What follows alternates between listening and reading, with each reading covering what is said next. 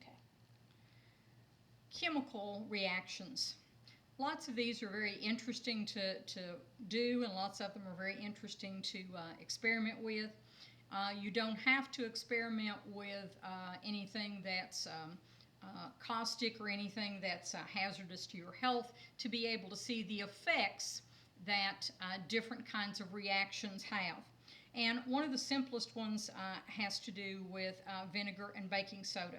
And again, we're just looking at results of what happens. Think about the scientific method in terms of making a hypothesis about what you think is going to happen. Now, there's quite a few things that you can do with vinegar and baking soda. Lots of times people will want to do a volcano, and you could do the full-fledged volcano in terms of making it out of, I don't know, Play-Doh or whatever those people make those out of, and put your stuff on the inside and then let it explode. But we're just going to talk about some simple things. As a kid, I used to love to do this at home, and I used an old medicine bottle that had just the little flip top on it. They don't make those anymore. You could do film canisters. They don't make much of that anymore. So if you find something that works that way, just a little bit of vinegar in it, a little bit of baking soda, and it will blow the top off.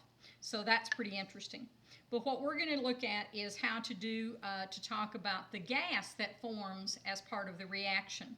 Obviously, visually, you can see the reaction with lots of foaming and bubbles if you make the volcano, but we're going to talk about the gas that's involved. So to be able to do that, we're going to take just a regular balloon, and we're going to put that over a funnel, and we're going to put baking soda in our little balloon. And this way we get a reaction that we can see in terms of gases. And the reason we're putting it in the balloon is because the gas obviously is going to come out as quickly as we want it to.